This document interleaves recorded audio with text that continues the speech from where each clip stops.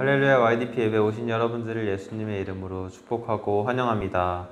오늘도 예배드리기 앞서 우리 왕되신 주님 앞에 이 자리에 초청하신 주님께 감사의 마음을 드리며 오늘 예배 시간 가운데 또 우리 마음 가운데 자정해달라고 기도하시면서 예배 준비하시겠습니다. 주님 하나님 아버지 감사합니다.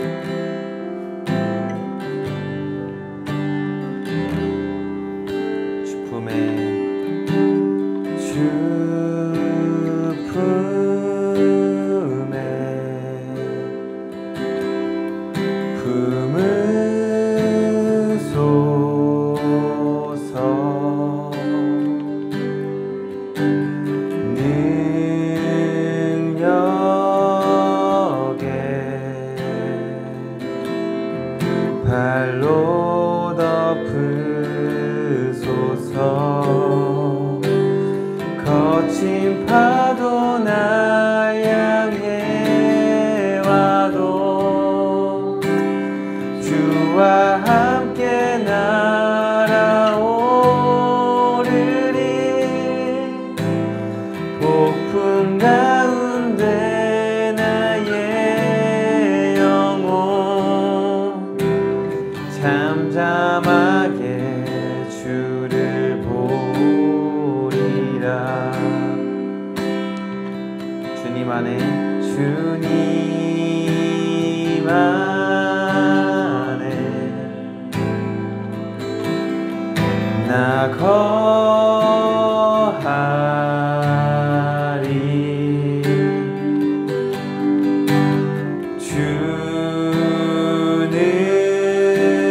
주는요 나 잠잠히 믿네. 거친 파도 나 향해 와도 주와 함께 날아오르리. 폭풍 가운데 나의 영혼 잠잠하게 주를 보리라. 거친 파도 나 향해 와도 주와 함께 날아오르리. 폭풍 가운데 나의 영혼 잠잠하게 주를 보리. 거친 파도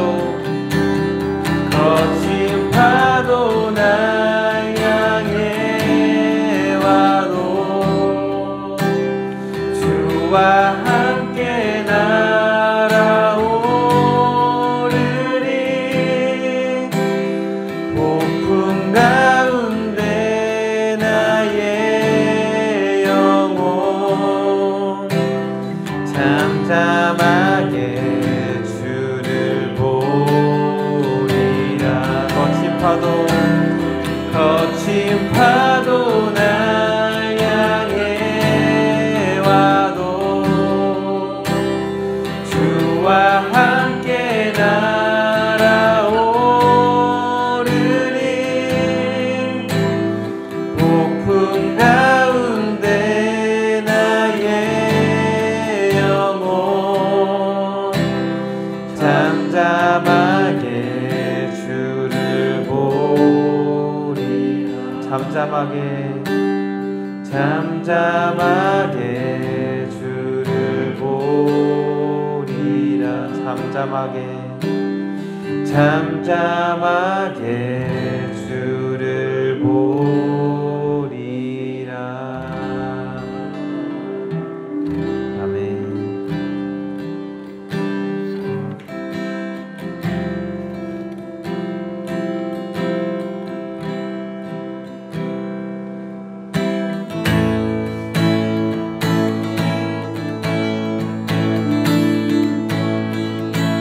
박수 치며 찬양하시겠습니다. 새 힘 얻으리 주를 바랄 때, 주를 바랄 때, 우리 주를 바랄 때. 아멘. 새 힘 얻으리 주를 바랄 때, 주를 바랄 때, 우리 주를 바랄 때. 주님 통치하시네. 소망 구원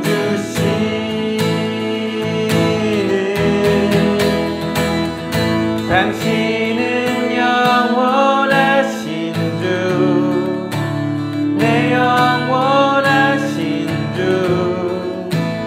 속쓰지 않으시는 주님. 약한 자 방패 되시며 위로자 되신 주, 독수리 같은 힘 주시네. 아멘.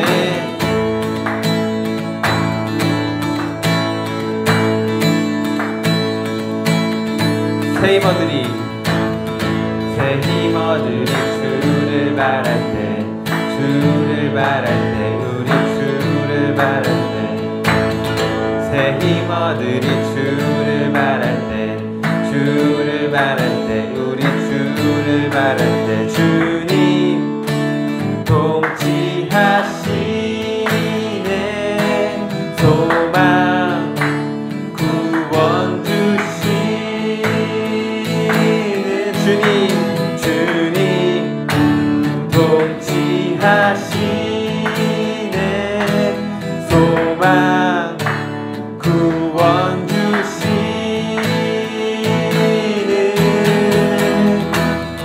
당신은 영원하신 주, 내 영원하신 주, 지치지 않으시는 주님. 약한 자 방패 되시며 위로자 되신 주, 독수리 같은 힘 주시네. 당신은 영원하신 주. 아멘. 내 영원하신 주, 지치지 않으시는 주님. 약한 자 방패 되시며 위로자 되신 주, 독수리 같은 힘 주시. 당신은 영원하신 주, 내 영원하신 주,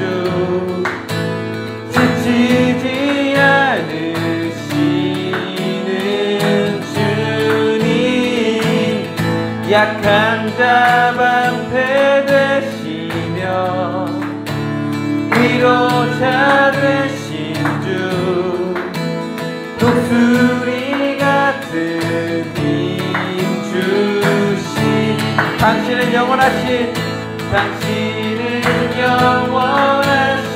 주 내 영원하신 주 지치지 않으시는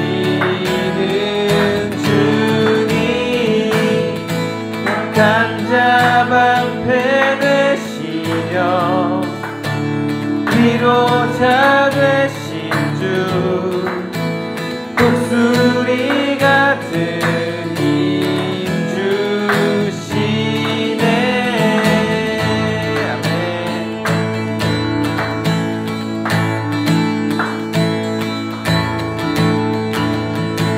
아멘.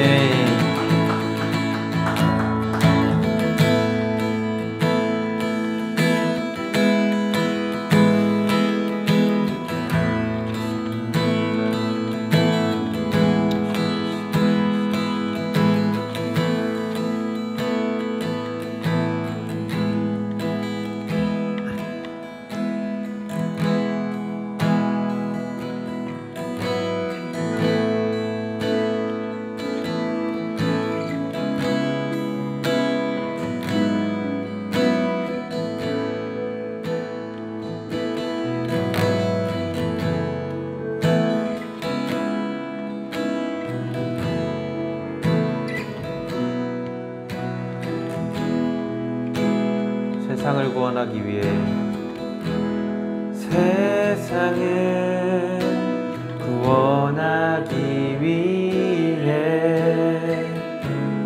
흘려야 할 피가 필요하다면 죄인을 대신하기 위해 희생의 제물 필요하시다면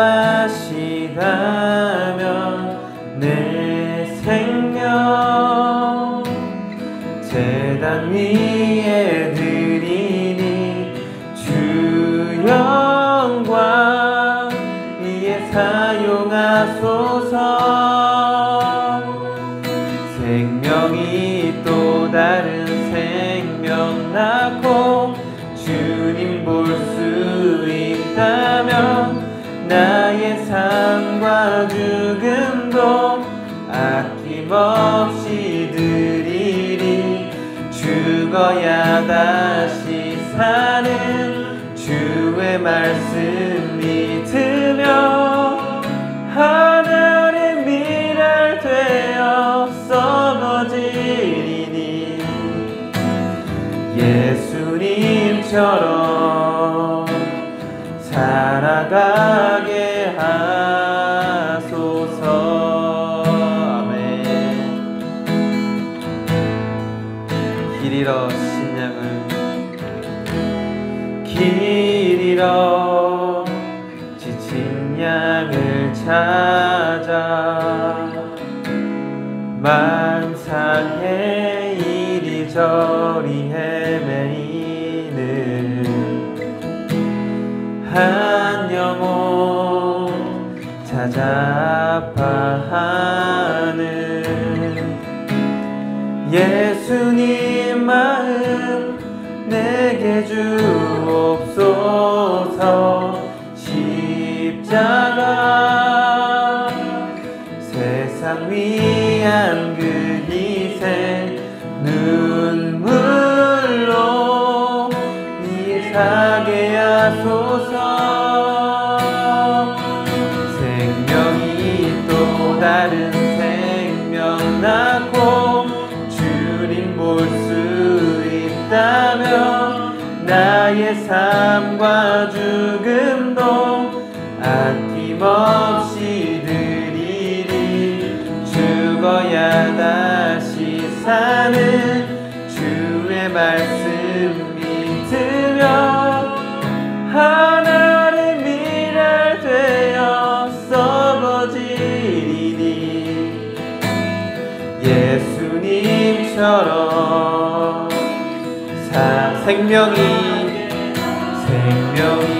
또 다른 생명 낳고 주님 볼 수 있다면 나의 삶과 죽음도 아낌없이 드리리. 죽어야 다시 사는 주의 말씀 믿으며 하늘의 미랄 되어 썩어지니 예수님처럼 생명이 또 다른 생명 낳고 주님 볼 수 있다면 나의 삶과 죽음도 아낌없이 드리리.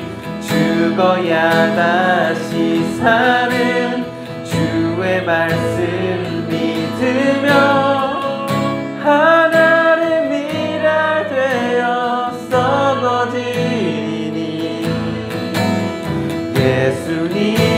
예수님처럼 살아가게 생명이 또 다른 생명 낳고 주님 볼 수 있다면 나의 삶과 죽음도 아낌없이 드리리.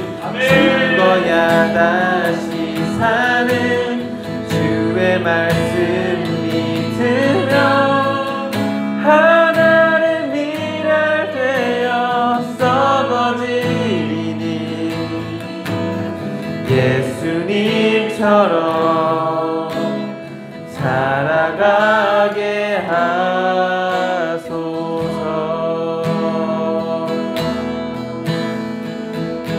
아멘.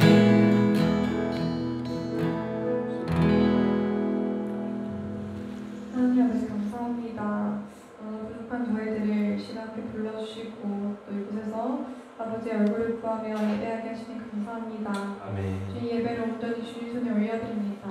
예배 가운데 오직 주님 홀로 영광 받으시며 주님 이 시간 이 말씀 가운데 정말 이 땅에서 썩어질 것들을 우리가 정말 주의하는 것이 아니라 정말 영원한 것, 그 생명의 것을 온전히 사모하면서 주의 말씀을 청중하기 원합니다.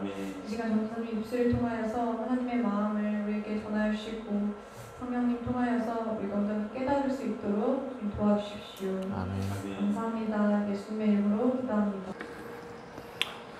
예, 우리 말씀 같이 읽겠습니다. 마태복음 9장 1절부터 8절 말씀 같이 읽겠습니다. 시작. 예수께서 배에 오르사 건너가 본 동네에 이르시니 침상에 누운 중풍병자를 사람들이 데리고 온 거늘 예수께서 그들의 믿음을 보시고 중풍병자에게 이르시되 작은 자야 안심하라 내 죄 사함을 받았느니라. 어떤 사기관들이 속으로 이르되 이 사람이 신성을 모독하는도다. 예수께서 그 생각을 아시고 이르시되 너희가 어찌하여 마음에 악한 생각을 하느냐. 내 죄 사함을 받았느니라 하는 말과 일어나 걸어가라 하는 말 중에 어느 것이 쉽느냐. 그러나 인자가 세상에서 죄를 사하는 권능이 있는 줄을 너희도 알게 하려 하노라 하시고 중풍병자에게 말씀하시되 일어나 내 침상을 가지고 집으로 가라 하시니 그가 일어나 집으로 돌아가거늘 무리가 보고 두려워하며 이런 권능을 사람에게 주신 하나님께 영광을 돌리리라. 아멘. 같이 기도하겠습니다. 하나님, 정말 이 시간을 허락해 주셔서 감사합니다. 우리가 평안한 가운데 주님께 예배하며 또 주님을 찬양하는 것이 얼마나 소중하고 값진지요. 주님께서 허락하신 이 시간을 우리가 헛되이 보내지 않고 오직 하나님을 찬양하며 하나님을 섬기며 하나님을 예배하기에 집중하겠나이다. 주님께서 오늘 주시는 말씀을 우리가 마음으로 받아 심령의 변화를 일으키기를 원합니다. 하나님 예비하신 그 신령한 축복들을 오늘 이 예배 때 허락하여 주시고 하늘의 문이 열려 성령의 강한 임재가 역사하게 하여 주시옵소서. 감사합니다. 우리의 예배를 기억하여 주시옵소서. 예수님의 이름으로 기도드렸습니다. 아멘. 네. 벌써 하나님의 나라 11번째 시간이고요. 오늘은 주제로는 중풍병자의 믿음, 이 중풍병자의 믿음을 통해서 하나님께서 우리 가운데 무엇을 말씀하시고자 하는지를 꼭 오늘 들으시길 바랍니다. 오늘 말씀하기 전에 우리 찬양 마지막에 했던 미랄 있죠, 미랄. 네. 예수님께서 정말 이 세상에 한 알의 미랄로 오셨습니다. 미랄 하나가 땅에 떨어지지 않으면 많은 열매를 맺을 수가 없습니다. 미랄 하나가 땅에 떨어져 죽어야 많은 열매를 맺습니다. 이 미랄 속에는 씨가 있는데요. 이 씨는 생명을 뜻합니다. 예수님은 우리에게 생명을 주시려고 이 땅에 오셨고 한 알의 미랄로 십자가에서 못 박아 돌아가셨습니다. 미랄이 땅에 떨어져 죽어야 그 생명의 씨가 많은 열매를 맺게 됩니다. 여러분과 제가 바로 그 생명의 씨의 증거입니다. 오늘 이 하나님의 말씀, 이 생명의 씨를 우리 심령 가슴 깊숙한 곳에 심겨냅시다. 이 씨가 뿌리를 내리고 줄기를 뻗어서 또 다른 많은 열매를 맺게 될 겁니다. 우리 안에 감춰져 있는 그런 여러 가지 죄, 아직 거듭나지 않은 혼, 이 생명의 씨가 우리 마음에 박히면 혼을 깨고 뚫고 나와 우리 몸을 통해서 예수님의 성령의 생명이 뻗어나가게 될 것입니다. 지난 우리 하나님의 그 나라를 통해 쭉 알아봤죠. 우리 8장부터 지금까지 계속 예수님의 10가지 기적을 우리가 살펴봤는데요. 지난 시간까지 6가지 기적을 우리가 봤습니다. 오늘은 그 7번째 기적인 중풍병자의 믿음. 이 중풍병이 무엇을 상징하고 어떤 믿음이었길래 예수님께서 그 중풍병을 낫게 하셨는지 우리가 오늘 하나님께 이 말씀을 구하며 나갑시다.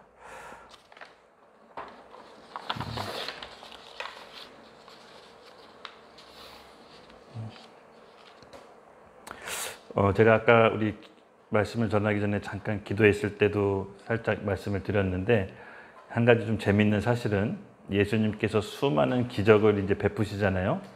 근데 이제 11장, 마태복음 11장 가면은 예수님께서 뭔가 좀 분위기가 다른 길이로 말씀하십니다. 비유로 말씀하시는데 비유로 말씀하신 이유를 이렇게 됩니다. 그러니까 예수님께서 산상수훈의 말씀을 마치시고 산으로 내려와 기적들을 막 베푸시죠. 그때 많은 사람들이 예수님의 기적을 보려고 쫓아옵니다. 혹은 그 기적을 체험하려고 쫓아옵니다. 그래서 많은 병자들이 낫고 귀신 들린 사람들이 치유를 받습니다. 근데 여러분 한 가지 좀 공통적인 사실을 발견한 적이 있나요? 말씀을 보시다가 그 치유받거나 기적을 체험한 사람 중에 예수님의 제자가 돼서 따라간 사람은 극히 그 속수입니다. 일부입니다. 예수님께서는 마태복음 11장에 보면요. 비유로 말씀하시는데 들을 귀 있는 자만 들으라고 하십니다. 즉 어느 시점 되면 예수님께서는 우리의 마음을 다 압니다. 예수님은 우리의 마음속 깊숙한 곳이 다 압니다. 우리가 정말 뭘 생각하고 있는지 마음에 뭘 품고 있는지를 다 알고 계십니다. 그래서 진짜로 기적을 사모하는 것도 물론 중요합니다. 저는 오늘 이 중풍병자의 믿음을 보고 기적을 무시하라고 얘기하고 싶지 않습니다. 기적은 하나님이 우리에게 허락하신 겁니다. 저는 기적적인 삶을 살라고 저와 여러분에게 권하고 싶습니다.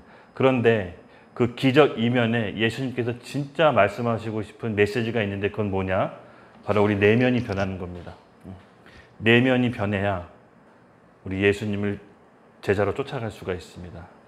외향적인 기적만 바라면 진정으로 예수님을 쫓아갈 수가 없습니다. 수많은 기적을 경험하고도 결국 예수님의 제자가 되지 못했던 것은 예수님을 자기 원하는 소원을 들어주는 사람 정도밖에 알지 못했던 겁니다. 예수님은 살아계신 하나님의 아들이시고 그리스도십니다. 우리가 그 고백이 우리 입에서 나와야 됩니다. 예수님께서는 우리 안에 있는 진정한 변화를 일으키기 위해 오셨고 우리 죄를 멸하기 위해 오셨습니다. 그러므로 우리가 예수님을 쫓아간다는 것은 우리 내면이 변할 준비가 되어 있으셔야 됩니다. 네, 어렵고 힘들지만 우리 이겨냅시다. 생명의 말씀의 씨앗이 우리 가운데 심겨지면 우리는 반드시 변할 수 있습니다. 저와 여러분 지금 변화의 과정이 있다라고 믿으시죠? 그래서 이 예배를 우리 정말 소중히 생각합시다. 이 예배를 통해서 우리가 무엇을 교정해야 되고 하나님께서 무엇을 우리에게 선물로 주실지를 우리가 영적으로 깨닫고 나아갑시다. 분명 선물로 주실 것입니다. 여러분 모두 저와 30배, 60배, 100배의 열매 맺는 삶을 우리 살아납시다. 네, 말씀을 살펴보겠습니다. 예수께서 배에 오르사 건너가 본 동네에 이르시니 2절 침상에 누운 중풍병자를 사람들이 데리고 오거늘 예수께서 그들의 믿음을 보시고 중풍병자에게 이르시되 작은 자야 안심하라 내 죄 사함을 받았느니라. 이 중풍병자가 갖는 영적인 의미가 잠깐 좀 살펴보고 갈 텐데요. 중풍병 혹시 걸리신 분들 옆에서 보신 적 있나요? 뭐 요새 말로 하면 뇌출혈이라고 하죠. 중풍병 걸리신 분들 그래도 저는 간혹 봤습니다. 저희 할아버지가 아버지 말씀에 의하면 중풍으로 돌아가셨다라고 합니다. 이제 중풍은 사지를 못 쓰죠. 그리고 뇌 어느 한쪽 부분이 다쳐서 어떤 때는 말도 이제 어눌하게 나옵니다. 이 중풍병자 얘기는 마가복음, 누가복음, 마가복음에 2장에 나오고 누가복음에 5장에 나오는데 여기서는 그 장면이 안 나오는데 이 누가복음, 마가복음에서는 친구들인지 가족들인지 모르지만 이 중풍병 환자를 밧줄로 매가지고 지붕을 뚫고 예수님이 있는 마태의 집으로 이렇게 내리죠. 이 장면이 좀 너무 극적인 장면인 것 같아요. 비록 내가 중풍병에 걸렸지만 사지를 못 쓰는 마비 상태에 있지만 예수님이 마태의 집에 있다는 소식을 이 중풍병자가 들었나 봐요. 그리고 본인이 쓸 수 있는 것은 말밖에 없었습니다. 왜냐하면 몸을 전혀 움직일 수가 없었거든요. 그때 친구들이나 가족들에게 얘기했죠. 예수님께서 소문만 듣던 그 나사렛 예수님께서 지금 마태의 집에 있느니 나 좀 거기다 데려가다오. 자기가 할 수 있는 건 주변 사람들한테 도움을 구하는 것뿐이었습니다. 그랬더니 그 친구들이 중풍병자를 이제 마태의 집으로 끌고 온 거죠. 여러분 우리가 신앙생활을 하면서 영적인 마비 상태가 올 때가 있습니다.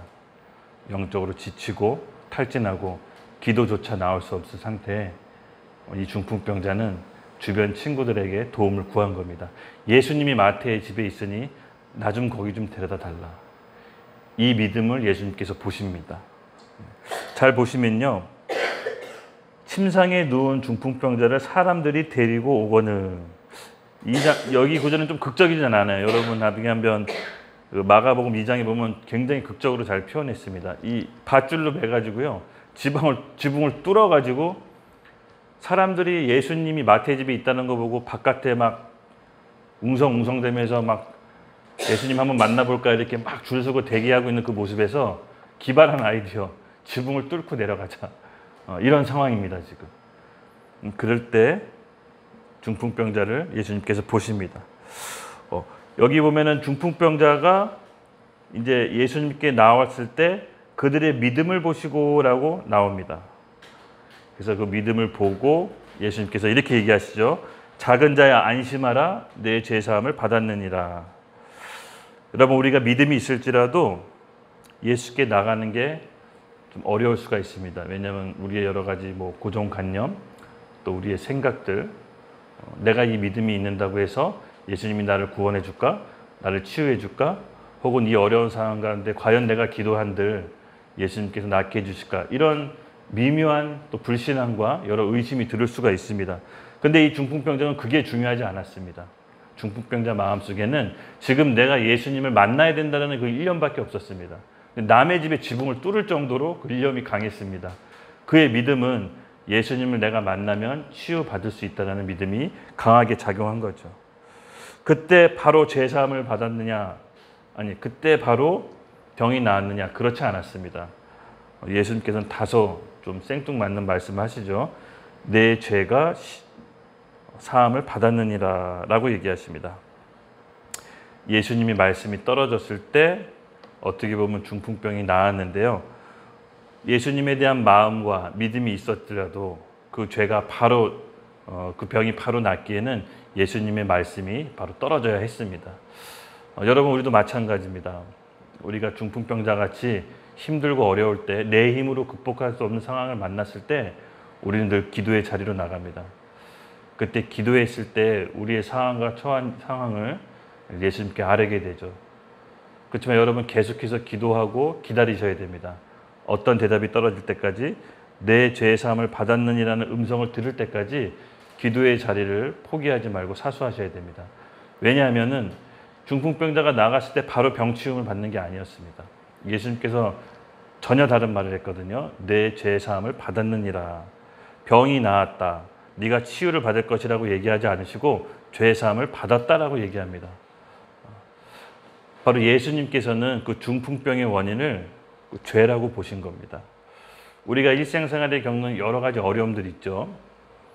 그 중에는 죄의 결과로 오는 경우도 있습니다. 예수님께서 지금 겪고 있는 이 중풍병자의 그 병은 죄의 결과라고 보셨던 것 같아요. 그래서 병이 나았다라는 말 대신 내 죄가 사함을 받았다라는 말로 대신했습니다. 여러분, 우리가 예수님이 어떤 음성을 듣기 전까지는 기도의 자리에 나가서 결코 포기하지 맙시다. 그 음성을 들을 때까지 기도하셔야 됩니다. 병 낫는 시점이 어느 때냐? 내 죄 사함을 받았다라고 예수님이 선포할 때 중풍병자가 병을 낫게 됩니다. 여러분, 이 음성을 들으시기 바랍니다. 우리가 각자 처한 상황이 좀 다르죠. 저도 장기적으로 기도하고 있는 제목이 있습니다.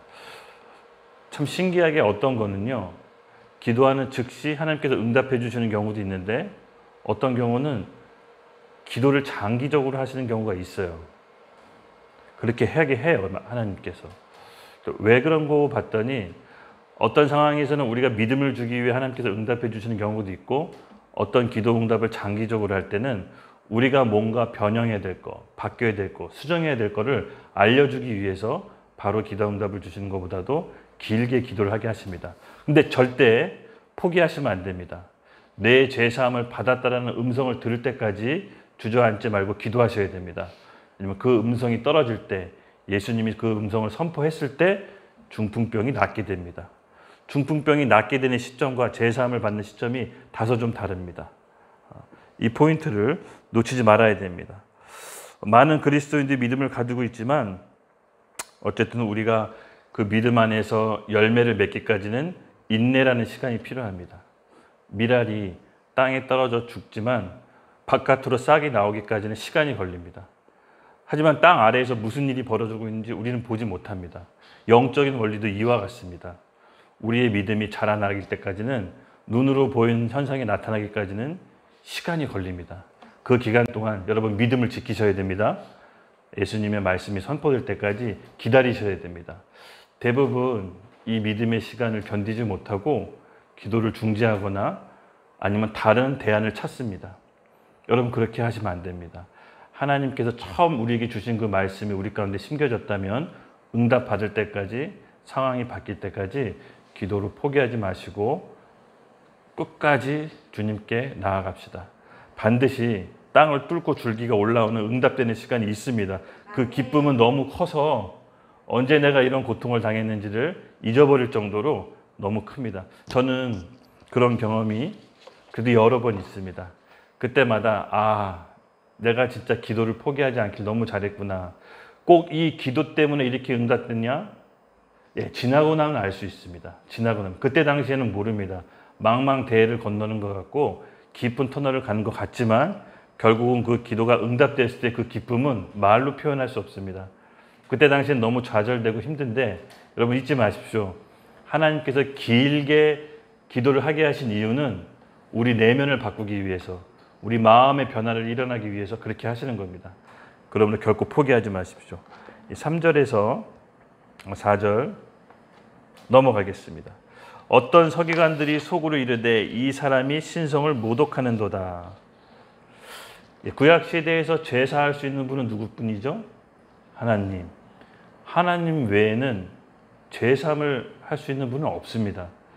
근데 이때 당시 예수님께서 나사렛 예수라는 그 사람이 갑자기 중풍병자에게 죄 사함을 받아라 이렇게 얘기하니까 서기관들이 어떻게 생각했습니까? 저 사람 신성 모독이다. 지금 어떻게 본인이 죄를 사할 수 있는 권한이 있단 말인가라고 자기네들끼리 웅성웅성대립니다. 그때 4절에서 예수님께서 그들의 생각을 아시고 이르시되 너희가 어찌하여 마음에 악한 생각을 하느냐. 악한 생각. 어떤 게 악한 생각일까요? 여러분은 어떤 게 악한 생각이라고 보십니까? 하나님과 반대되는 생각. 예. 우리가 아무리 선해 보이는 거라도 합리적인 결정이라도 누가 보더라도 타당한 일이라도 하나님 보시기에 악한 결정이 있습니다. 그리고 바보 같지만 손해보고 억울한 일을 겪었지만 그것을 인내하고 선택한 결론은 하나님이 보시기에 선한 결정이 있습니다. 그 기준은 뭐라고 봅니까? 그때 당시 그런 상황 가운데 내가 주님의 음성을 듣고 청종하며 성령께서 내게 주시는 그 감동에 따라 순종하는 것이 선한 생각이고, 아니면 하나님의 성령의 음성을 거슬려서 내가 눈에 보이는 합리적인 생각, 내 경험, 내 혼적으로 내리는 결론이 악한 생각입니다. 물론 표면적으로는 그게 선한 생각이고 선한 결정일 수도 있지만 하나님 편에 봤을 적에 얘기하는 겁니다. 이 미묘하지만 이 성령의 감동을 주시는 음성에 따라 한다는 것이 하나님 보시기에 선한 생각입니다. 사탄도 하나님도 우리에게 말씀하십니다. 어떻게 말씀하시나요? 생각으로 주어집니다. 육신의 생각은 사망이요 영의 생각은 생명과 평안이라. 어떤 게 육신의 생각인지 어떤 게 영의 생각인지는 우리가 그동안 말씀을 듣고 배움으로 충분히 저는 알 수 있다고 봅니다. 매일 기도와 말씀 가운데 성령에 젖어 있는 사람들은 어느 게 육신의 생각인지 어느 게 성령의 생각인지 알 수 있습니다. 다만 우리의 결정이 어떤 결정을 하느냐가 관건인 겁니다. 우리는 매일 이 생각 속에서 살아가고 있고 어떤 선택을 하는지 하나님이 지켜보고 계십니다. 그러므로 처음에 억울한 일을 당하고 바보 같은 일이라고 해서 여러분 너무 낙담하지 마십시오. 너무 슬퍼하지 마십시오. 그때 당시에는 내가 힘들더라도 너무 좌절하지 마십시오. 남들이 보기에 우스꽝스럽고 억울하고 분해 보이는 선택이지만 그것이 성령의 감동에 의해 선택한 거라면 하나님은 그 순간을 카운트하십니다. 우리가 아무리 사소하고 아무리 작은 일이라도 하나님과 함께한 그 선택은 하나님이 기억하십니다. 저는 이것을 믿습니다. 또 아무리 크고 아무리 잘나고 아무리 이름을 떨치더라도 하나님과 상관없는 선택은 저는 그게 악한 선택이라고 봅니다. 그러므로 우리가 이 영적인 기준을 잘 가져가야 됩니다. 저는 충분히 우리 공동체 지체 여러분들이 이 훈련이 돼 있다고 봅니다. 이제는 들을 수 있을 것 같아요. 다만 선택인데 그 선택은 우리가 믿음에 걸어야 됩니다. 믿음으로 걸어야 됩니다. 매 순간 상황마다 어떤 선택을 할지 우리 믿음을 걸려 나갑시다. 하나님께서는 우리에게 가장 좋은 길로 예비하고 계십니다. 성령의 음성에 순종할 때 가장 좋은 길로 인도하실 것을 믿습니다.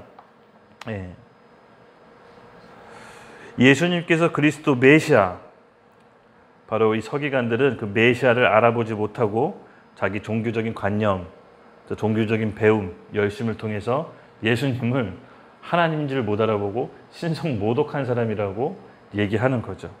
여러분, 우리도 그렇게 될 수가 있습니다. 성령의 음성에 민감하게 반응하지 않으면 하나님의 일도 방해할 수가 있습니다. 우리가 늘 이 감각을 유지하면서 나갑시다. 하나님께서 확증받기 좀 원할 때가 있어요. 그렇죠? 저는 그럴 때는 요새 하는 거는 조금 선택을 보류해요. 그리고 좀 기다립니다. 좀 애매모호할 때가 있잖아요. 그렇죠? 물론 기도할 수 있는 충분한 시간이 있으면 오랫동안 기도해서 확정을 받으면 그게 가장 좋지만 그럴 수 없는 상황이 또 있잖아요. 우리가 바쁘게 빨리 결정해야 될 상황. 그럴 때는 좀 저도 영적인 권위자 멘토한테 전화 걸어서 물어봅니다. 이런 상황이 있는데 어떻게 했으면 좋겠습니까? 여러분, 그렇게 활용을 하십시오. 충분히 기도하고 하나님께 아뢰일 수도 있는 시간이 있으면 가장 좋지만 그럴 수 없을 경우에는 믿을 만한 멘토나 우리 영적인 공동체들에게 물어보고 함께 확증받으며 갑시다. 이것이 성령으로 인도받는 것입니다. 5절입니다. 내 죄 사함 받았느니라 하는 말과 일어나 걸어가라는 말 중에 어느 것이 쉽겠느냐라고 서기관들이 악한 생각을 하고 오히려 예수님께서 그 서기관들에게 대질문을 하십니다. 여러분, 어떻게 생각하십니까? 죄를 사하여 주는 것과 병을 낫게 하는 게 어느 게 더 쉬워 보입니까? 여러분에게 그 두 가지 권세가 있다고 합시다. 누군가에게 죄를 사해 주는 권세도 있고 병을 낫게 해주는 권세도 있습니다. 어느 게 더 쉬울 것 같습니까? 병을 낫게 하는 거. 예수님께서는요, 사실 둘 다 쉽습니다. 하나님이시기 때문에 둘 다 어렵진 않으셨을 거예요. 근데 이 질문을 서기관에게 다시 되질문하는 거는 제가 봤을 때 예수님이 의도가 있으신 것 같아요. 바로 뭐가 중요하냐? 뭐가 우선되는 거냐? 너는 그 사람이 중요하냐? 아니면 눈에 보이는 기적이 중요하냐라고 오늘 우리에게도 질문하는 것 같아요. 즉, 먼저 해야 될 일이 있다는 겁니다. 먼저 우선되는 일이 있습니다. 그것은 뭐냐? 병을 낫게 되는 기적보다 죄사함, 인간의 근본적인 문제를 먼저 해결해 주는 게 더 우선되지 않겠느냐라고 서기관과 우리들에게 예수님께서 다시 되질문하는 것 같았어요. 맞습니다. 선후가 있습니다. 먼저 해야 될 게 있습니다. 병 낫는 거는 예수님이 마음만 먹으면 수백 명, 수천 명도 고칠 수 있을 것 같아요. 예수님께서는 다 쉬운 일입니다. 그러나 그 사람들이 병을 낫는다고 해서 주님을 쫓아오고 천국을 소유할 수 있겠느냐? 이것은 별개의 문제 같아요. 당장 현실적인 어려움이 우리가 풀리고 내 지금 어려운 문제가 해결되면 우리는 살 것 같지만 사실은 착각입니다. 또 다른 문제가 옵니다.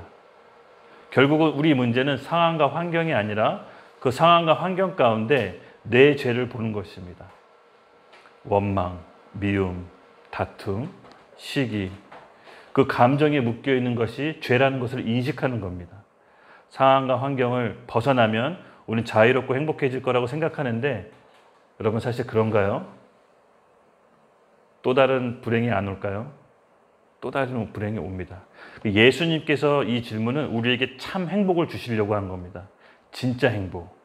그것은 우리 안에 있는 죄를 인식할 때 오는 겁니다. 내가 날 괴롭히는 사람, 그리고 내가 처해 있는 환경, 그리고 내가 처해 있는 묶여있는 이 상황들이 온전히 해결된다고 행복한 것이 아니라 그걸 통해서 내 안에 있는 죄, 내 분노, 미움, 원망, 기분 나쁜 거, 이것이 이 감정이 죄라는 것을 우리가 인정해야 됩니다. 그때 그 죄로부터 예수님께 드릴 때 온전히 자유하고 해방받는 것입니다. 여러분, 그 감정이 죄라는 것을 인식하는 것은 하나님의 은혜입니다. 우리는 우리 의지로 한 사람도 구원할 수 없습니다. 우리 안에 생명이 들어와야 다른 영혼을 구원할 수 있습니다. 이 생명은 하나님의 은혜입니다. 이 은혜를 받는 저와 여러분이 되기를 예수님의 이름으로 기도하겠습니다. 이 서기관들은 결국은 예수님을 시험하려고 했던 것들이 그 생각이 들통나죠. 우리 예수님께 대질문을 당하면서 서기관들이 꼼짝없이 이제 무릎을 꿇게 됩니다. 제가 이 아버지 루게릭병으로 오랫동안 투병하셨잖아요. 병원에 있으시면서 정말로 이 아버님을 위해 병 치유에 대해서 기도 많이 했어요. 처음에는 아버지 병이 낫게 해달라고 기도 많이 했어요. 근데 자식 입장에서는 아버지가 꼬꾸라져서 화장실에 머리가 박힌 채 몇 시간, 6시간 이상 집에 아무도 없어서 화장실에 혼자 꼬꾸라쳐서 이렇게 있더라고요. 팔다리를 못 쓰니까 도와줄 사람이 없어서. 얼마나 가슴이 아팠겠어요. 그리고 이제 병원으로 사지가 완전히 정지돼서 병원으로 갔는데 정말 기도 많이 했어요. 근데 기도하다 보니까 좀 기적 같은 일도 조금씩 생겼어요. 막 손을 붙잡고 이렇게 기도하는데 손가락이 막 이렇게 움직이더라고요.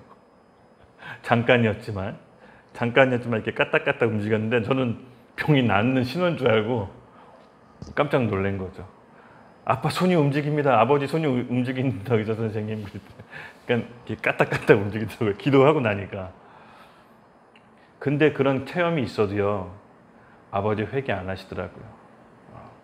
마음속에 있는 분노, 형제들에 대한 미움, 이걸 회개 안 하시더라고요. 그래서 제가 알았어요.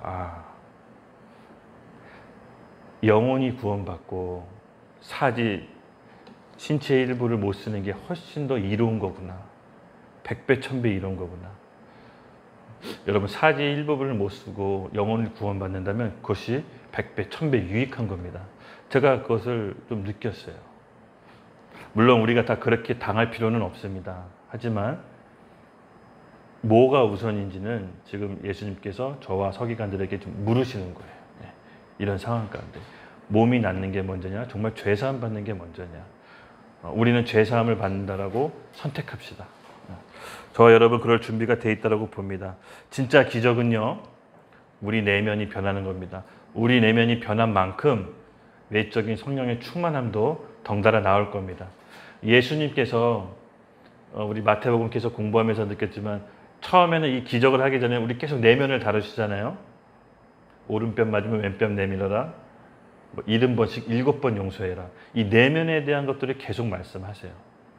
어느 시점 되면은 성령의 외적 충만함으로 예수님의 생명을 받은 제자들로부터 나오게 됩니다. 우리가 여기까지 오래 계속 가야 됩니다. 하나님 나라의 확장은 결국 하나님의 밀이 땅에 떨어져 죽은 우리에게 남겨진 몫이 있는 겁니다. 우리 하나님 나라를 확장하도록 예수님께서 우리를 부르신 겁니다. 감사와 기쁨으로 하나님께 나아갑시다. 죄에 대한 회개는 진짜로 하나님께서 은혜를 부어주시지 않으면 할 수가 없습니다. 진정한 회개는 정말 구원에 대한 감사와 은혜가 터져 나옵니다. 구원에 대한 감사, 은혜 없이는 사실 좀 반성이 지나지 않습니다.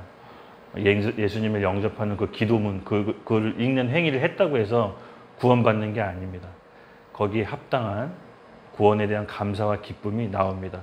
제가 한번 간증을 했었던 적이 있죠. 20대 청년의 교회를 처음 나갔을 때 너무 믿어지지 않아가지고 너무 힘들었을 때 도대체 십자가의 그 사건이, 십자가가 예수님께서 죄사함을 받았다라는 그 사건이 도대체 나랑 무슨 상관이 있는 건가, 이게 믿어지지가 않았어요.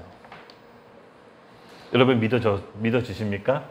예수님이 십자가에서 죽으신 게 내 죄를 사했다라는 게 이게 매칭이 안 돼서 저 진짜 교회에서 셀 리더랑 진짜 많이 싸웠다니까요. 그러니까 무슨 얘기를 하는지는 알겠는데 그게 어떻게 내 죄를 사할 수가 있느냐고 계속 따져 물었어요. 성경 공부하는 내내 창세기부터 노아의 방주, 가인과 아벨, 선악과까지, 선악과를 먹었는데 그 죄가 왜 우리한테 옵니까? 라고, 왜 덤탱이 씌웁니까? 라고 이렇게 계속. 그리고 마지막에 그 죄를 없애주기 위해서 예수님께서 대신 짊어졌다. 그리고 내 죄 사해졌다. 전부 다 믿을 수 없는 얘기였어요. 왜냐면 내가 짓지 않은 죄, 선악과도 우리 죄라고 하고, 내가 용서받지 않은 십자가 사건도 우리 대신에 용서받았다고, 내가 하지도 않은 걸 용서했다고 하니까 도저히 이게 믿어지지가 않았어요. 이 머리로 도저히 믿어지지가 않았어요. 그래서 계속 그 셀리더랑 싸우다가 그 셀리더가 결국은 두 손 두 발 들더라고요. 성환이랑 못하겠다. 전도사님한테 얘기하더라고요. 근데 사실은 제 마음속에 그렇게 싸웠던 이유는 알고 싶었어요. 진짜. 정말 그게 내 죄를 사해준다면 사하게 해달라고, 사실 제가 이 외침이었어요. 그냥 믿고 싶은데 도저히 이 머리로는 믿어지지가 않으니까. 예수님이 십자가에서 대속했다는데 그게 왜 내 죄를 사했는지 알고 싶어서 따진 거였는데 건방지다라고 생각하더라고요. 근데 결국 하나님께서 은혜를 주셨어요. 은혜를. 제가 한 번도 얘기했죠. 꿈에서 하나님의 강력한 빛을 봤는데 그 빛을 본 저의 첫 반응은 제가 무릎 꿇고 엎드려 엉엉 울었어요. 왜냐하면 너무나 두렵고 무섭지만 한편으로는 내 살아온 삶, 내가 죄지었던 것들이 파노라마처럼 필름처럼 지나갔어요. 이걸 다 안다라고 생각하니까 어떻게 뭐 변호할 수가 없겠더라고요. 그래서 그냥 내 첫 번째 반응이 자동적으로 엎드려 엉엉 울었는데 그 눈물이 베개에 온통 적셨어요. 근데 희한하게 그 빛이 점점 다가왔지만 점점 커졌다 작아졌다 반복하면서 저를 안심시키더라고요. 뭔가 인격을 가지신 분 같았어요. 그 빛이. 저를 해치지 않는다라는 마음의 안도감이 들고 정말로 기쁨으로 울었어요. 그냥 그때 그 감정을 뭘로 표현하자면 저에 대해 전부 아시고 죄를 지은 것도 전부 아시지만 내가 이 죄를 사함받았다라는 느낌이 들었어요. 내 마음이 알고 내 양심이 알았어요. 정말 내 죄가 과거의 죄, 현재의 죄, 앞으로 질 미래의 죄까지 예수님의 보혈의 십자가로서 깨끗이 씻김 받았다는 것을 제가 알게 됐어요. 그리고 나서 그 회개 뒤에는 구원에 대한 감사와 기쁨이 있었어요. 너무 자유했거든요. 너무 기뻤어요. 그래서 제 인생의 이막을 사는 것처럼 너무 감사했어요. 그 구원의 기쁨과 감격이 있어야 됩니다. 예수님의 십자가의 죽으심과 부활이 내 개인적인 구원의 감격으로 반드시 대면하는 사건이 있어야 됩니다. 그것이 있어야 신앙생활의 시작이 비로소 시작되고 우리 혼들이 죽고 거듭나는 역사를 시작하게 됩니다. 여러분이 저와 여러분께서 그때 감격이 있다면 하나님께서 되살려달라고 기도하고 아직 없다면 하나님과 십자가 앞에 대면하게 달라고 기도하셔야 됩니다. 그 지점이 너무나 필요합니다. 그러므로 아직 철저하게 회심을 안 했다면 우리 같이 오늘 이 밤 또 한번 기도합시다. 괜찮습니다. 여러 번 해도 전 좋다고 봅니다. 하나님께서 은혜를 주실 겁니다. 6절에 그러나 인자가 세상에서 죄를 사하는 권능이 있는 줄 너희로 알게 하려 하노나 하시고 중풍병자에게 말씀하시되 일어나 내 침성을 가지고 집으로 가라 하시니 그러나 인자가 세상의 죄를 사하는 권능이 있는 줄 너희로 알게 하려고. 세상의 죄 사하는 권능. 요한복음 1장 29절에는 이렇게 얘기합니다. 세상 죄를 지고 가는 하나님의 어린 양이로다. 예수님을 표현하는 거죠. 세상 죄를 짊어 가는 하나님의 어린 양이라고 합니다. 왜 어린 양으로 예수님을 표현했냐면요. 이 구약 시대 그 레위기에 보면은 속죄 제물로 정해놓은 짐승들이 있습니다. 그 중에 하나가 이 양입니다. 양. 즉 내 죄를 사함 받을 때 쓰는 제물이 있는데 그 중에 하나가 양입니다. 양을 죽이고 그 피로 제단을 뿌릴 때 내 죄가 사함 받습니다. 즉 제사장이 내 죄가 있다라고 오면은 내 죄를 그 양에게 전가시킵니다. 안수함으로. 그러면서 그 죄를 그 양을 죽이고 피를 제단에 반드시 뿌려야 됩니다. 왜냐하면 피에 생명이 있기 때문입니다. 즉 피를 위해서 피가 흘려야지만 죄가 속죄함 받는다라고 합니다. 그래서 어린 양의 내 죄를 전가하고 어린 양을 죽임으로써 피를 제단에 뿌림으로써 내 죄가 속량을 받습니다. 이것이 바로 어린 양의 상징입니다. 예수님이 바로 인류의 모든 죄, 저와 여러분의 죄도 속량받기 위해 어린 양으로 오셨다라고 합니다. 그래서 인간 스스로는 어떤 방법으로도 이 죄를 극복할 수가 없습니다. 아담과 하와가 선악과를 먹고 죄가 인간에게 들어왔습니다. 인간에게 들어왔다는 건요, 우리 영, 혼, 육, 죄화돼서 어떤 거 하나 기능을 할 수가 없다는 겁니다.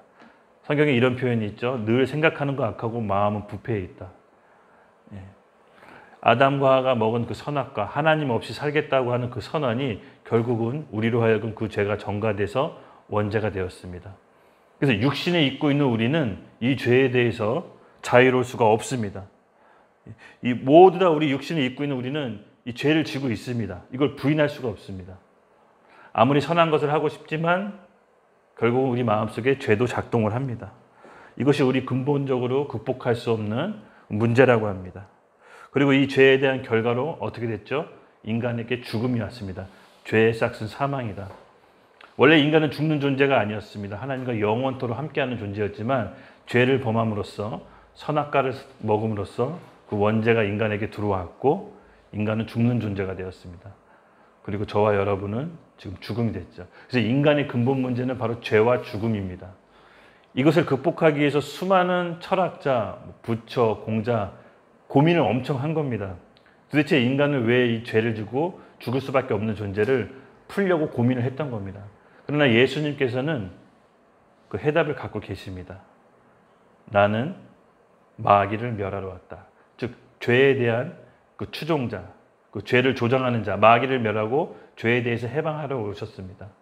결국 사망 권세를 빼앗고 예수님께서 우리에게 새 생명을 주시기 위해서 이 땅에 오신 겁니다. 이 죽음 앞에 자유로울 수 있는 인간은 아무도 없습니다. 전부 육신을 입고 있는 인간은 죄 덩어리입니다. 로마서 8장 3절에서 이렇게 이야기하고 있습니다. 로마서 8장 3절을 우리 같이 함께 읽겠습니다. 시작. 율법이 육신으로 말미암아 연약하여 할 수 없는 그것을 하나님은 하시나니 곧 죄로 말미암아 자기 아들을 죄 있는 육신의 모양으로 보내어 육신의 죄를 정하사. 아멘. 제가 이 말씀을 읽었을 때 제 안에 좀 지진이 난 것 같았어요.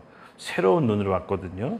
제 안에 종교개혁처럼 왔었는데 여러분, 율법이 육신으로 말미암아 연약하여 할 수 없는 것은, 육신을 몸을 입고 있는 우리는 하나님의 말씀을 지킬 수 없습니다. 왜냐하면 연약하기 때문에 지키려고 애써야 지킬 수가 없습니다.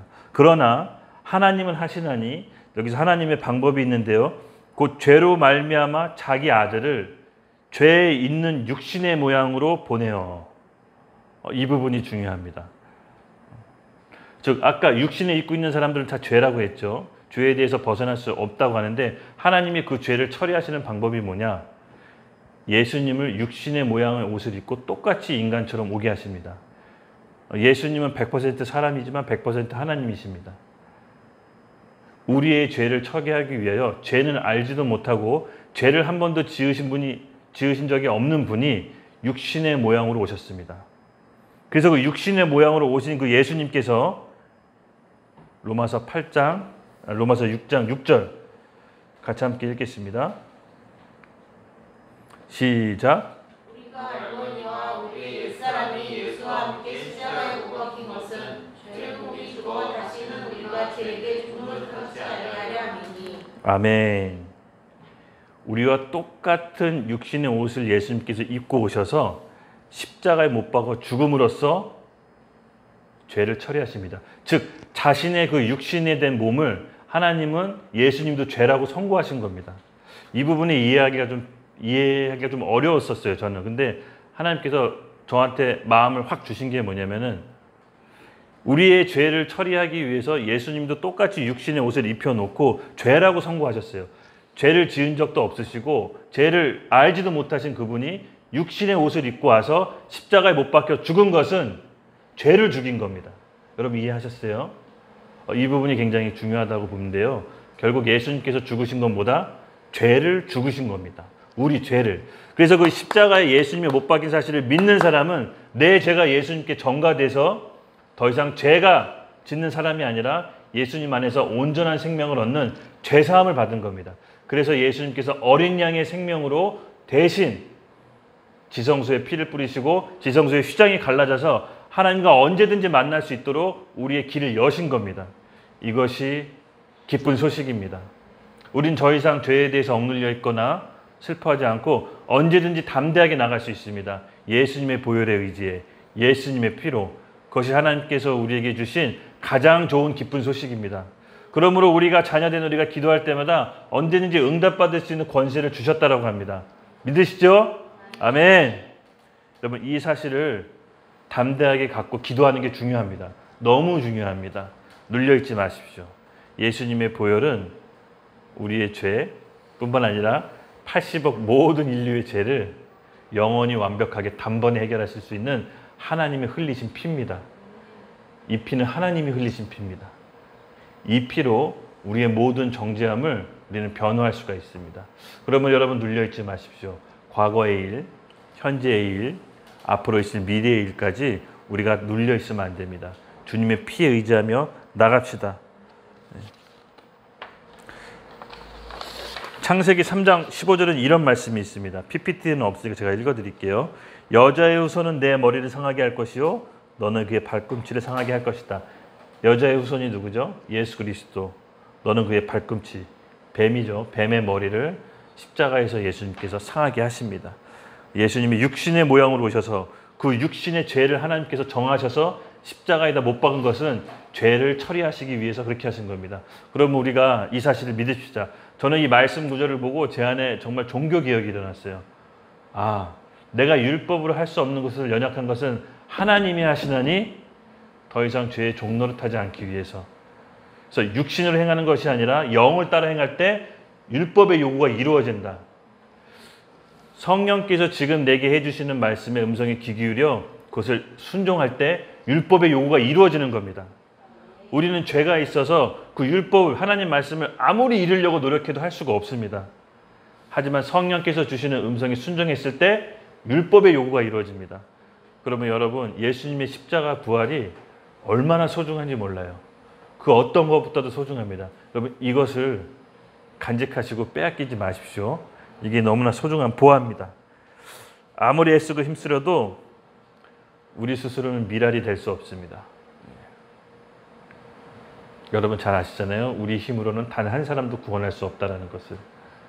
그리스도의 생명이 우리 가운데 들어왔을 때 그 그리스도의 생명이 다른 사람을 살릴 수 있는 겁니다. 우리 힘으로 하는 게 아닙니다. 그러므로 십자가 은혜는 전적으로 하나님의 은혜입니다. 우리가 하나님을 날마다 사모하고 주님을 갈망하는 사람들에게 그 그리스도의 생명이 주어지도록 은혜를 베풀어 주십니다. 이 십자가가 믿어지는 게 얼마나 큰 은혜인지 몰라요. 얼마나 큰 은혜인지 몰라요. 십자가 안 믿었으면 길에서 객사했을 거예요. 이 사랑자매도 못 만났을 거고, 이 십자가 은혜가 저를 극적으로 저를 구원했습니다. 그러므로 여러분, 우리 십자가 은혜를 다시 한번 구합시다. 아무리 강조해도 부족함이 없습니다. 우리 이 시간 좀 같이 기도하기를 원하는데요. 제대로 된 방향과 길로 기도합시다. 내가 곧 길이요 진리요 생명이니 나로 말미암지 않고는 아버지께로 갈 자가 없다고 했습니다. 이 말씀 기억하시죠? 예수님이 우리의 길 되시고 생명 되십니다. 그 생명의 길로 갑시다. 우리 힘으로 하는 것이 아니라 예수님께서 주신 그 생명 안으로 우리가 그 생명이 살아내는 겁니다. 이 포인트를 간직하고 갑시다. 여러분, 우리가 갖고 있는 문제들이 있습니다. 재정적인 어려움을 겪을 수도 있고, 인간관계에 있어서 어려움을 겪을 수도 있습니다. 아니면 직장 가운데, 상황 가운데 모든 문제가 있지만 오늘 이 문제를 갖고 주님께 나아갑시다. 중풍병자가 할 수 있는 건 뭐였죠? 내가 중풍병이 걸렸다라고 들어 눕지 않았습니다. 쓸 수 있는 말이라도 얘기해서 나 좀 주님께 데려가 달라고 하는 그 중풍병자의 믿음을 보시고 네가 죄사함을 받았다라는 응답을 받습니다. 그리고 자기 침낭을 들고 갔죠. 우리도 그렇게 갑시다. 우리가 할 수 있는 것이 무엇인지 생각합시다. 상황 핑계대지 말고, 우리 환경 핑계대지 말고, 다른 사람 핑계대지 말고 나 자신을 봅시다. 내 죄사함을 먼저 이룰 때 우리 중풍병이 낫게 될 것입니다. 여러분 문제도 낫게 될 것입니다. 저는 믿습니다. 우리가 포기하지만 않는다면, 기도의 자리로 나가서 포기하지만 않는다면 하나님께서 우리에게 응답하실 것입니다. 내가 죄사함을 받았다. 같이 주여 크게 한번 외치고 주님께 우리의 상황을 가지고 나갑시다. 중풍병자의 믿음으로 나아갑시다. 주여 외치고 기도하겠습니다. 주여!